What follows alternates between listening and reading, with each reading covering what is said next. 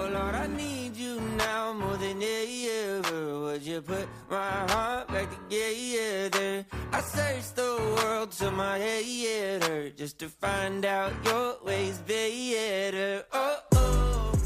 All right, Mark, there you go. Happy Monday morning. It's 8:05. It's good to have you back on KCMO Talk Radio. A little Forrest Frank as we get it rolling here this hour. Why? Well, because the very popular Christian music star sent a message to those who unfollowed him on social media because of the positive emotional tributes that he shared and paid to Charlie Kirk following his assassination last week. And here's what Forrest Frank had to say on his Instagram yesterday. 30,000 people unfollowed me because I posted about Charlie Kirk and I said that Jesus Christ is Lord. Good. I don't want you to follow me. I don't want you to track my music. I don't want you to come to my shows. I don't want you to do any of that if you don't do this one thing, and that is follow Jesus Christ, the King of all kings, the Lord of all lords, the one who is and the one who is to come. He's coming back real soon. So if you have not gotten your heart right with him and dropped down on your knees and repented to him, today is the day. The hour is at hand. I don't know if you can feel it too. There's a heaviness. Something shifted, and I don't care. I don't care anymore. I just want you to know that Jesus Christ is here and he loves you. Now, I appreciate what Forrest Frank was saying there, but I actually want to disagree with him.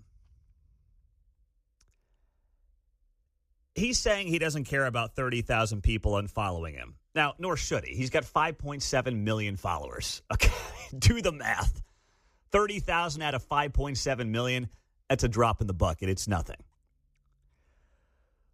But if he's firm in his beliefs there that all I care about is people following Jesus Christ, what those 30,000 people actually need is more of Forrest Frank. What those 30,000 people actually need to do is refollow Forrest Frank. Show up to a show. That's what I mean.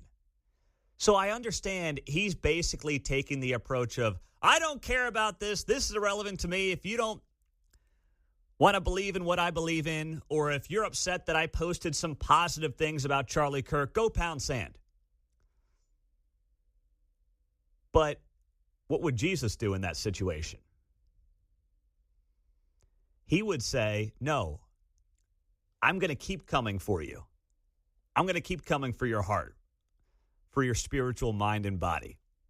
I mean, that's what Charlie Kirk did. Literally, that's what Charlie Kirk did. He went to these places where he knew people were not going to agree with him. And he also knew that 90% at least, and I'm just making up a number there, whatever the number is, 95% of those people who showed up at his events on college campuses to disagree with him were not going to have their minds or hearts changed by Charlie. 5% might. Now, maybe some will down the road, right? Maybe there's this awakening, there's this moment where eventually their hearts and minds do change. It wasn't going to happen on that day. So I like Forrest Frank. I know that he's Mark's guy here, but I actually don't agree with what he said in that statement and in that video. Because what really the people need that unfollowed Forrest Frank because of his political beliefs around Charlie Kirk is more of Forrest Frank. And if they unfollow him, they're less likely to get more of that kind of content and more of that kind of viewpoint in their social media feeds. And that's what we need more people to want right now, John, not less. I'm with you. I found myself, I've had to reflect inward, you know. If I believe, and if I believe the time is near, this is not the time to wish ill will or to exclude people. And in fact, Forrest should be having out 30,000 prayers right now. Yes, exactly. I'm with you. That's what he should be going for there. Hey, you know what? Those 30,000 people that unfollowed me, I'm praying that you guys follow me back. I want you back. I want you to follow me. We all have to reflect inward because of what we're thinking about Charlie Kirk's assassin. Well, exactly. And think about this, too. He's got 5.7 million followers, right? Do you really think every single one of them is a believer in Jesus? I mean, Jesus' closest friends didn't believe in him. He had people in his circle that weren't convinced on who he was. What makes you think that 5.7 million followers are all going to believe the same thing as you? We want them to. We pray that they will. But that's just not living in the real world. I mean, my pastor says it all the time. We're in a room of a few hundred people, and he says, I know that there are some of you here who are not yet believers. We want to make you one, though. That's our goal here. That's what we want to see happen every single day. So I know that there are a lot of emotions out there right now. It's understandable. We've all been feeling it the last few days. But if I'm Forrest Frank, I'm putting up a video today saying, I want y'all back. I want 30,000 of you back as followers, and I'm going to win you over because that's what Charlie would want.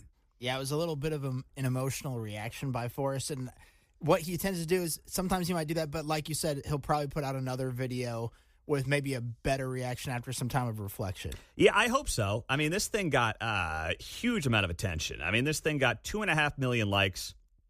It got shared 134,000 times. Got reposted 90,000 times. So I've got to imagine maybe there's a follow-up coming today. That would be great. And, he's awesome. He's great at what he does. But I thought that was just too emotionally charged yesterday and, frankly, missing the bigger picture. The follower count probably went up even higher after that video. I mean, sadly, I don't want it to because of that, but, that's just how it goes. That's the name of the game, and that's the weird part. It was weird. Even yesterday, I shared the video of the moment of silence from Arrowhead Stadium since I was at the game, and I wanted to share it so that those of you that weren't there could see it. And it's up on my X page. It's on Facebook. You can see it on all those different places. Just search Pete Mundo and you'll find it there. But I felt like icky doing it. I know it's news. I know that I was sharing it for the right reasons for those of you that couldn't see it and couldn't hear it because I knew it wasn't going to be on TV. But then I'm also like, it's gross to me that I've got to share this stuff on a social media feed to get it out there to Kansas City and get it out there to the world. And it's all because of this heinous act of evil that took place last week in Utah. And there was even a video I took that I also shared, and this one's on the Instagram at Pete Mundo, and it's of a flag in the Arrowhead parking lot. And credit to this person who got this flag whipped up, obviously, very quickly ahead of their tailgate. And the flag read as follows. It was just a white flag. And it said, God, country, family, Charlie Kirk. That's all the flag said. And I shared that as well because I wanted, for those of you that couldn't be there, I wanted you to be able to see the outpouring of support that was on display and how sports in many ways can be a unifier during times like this.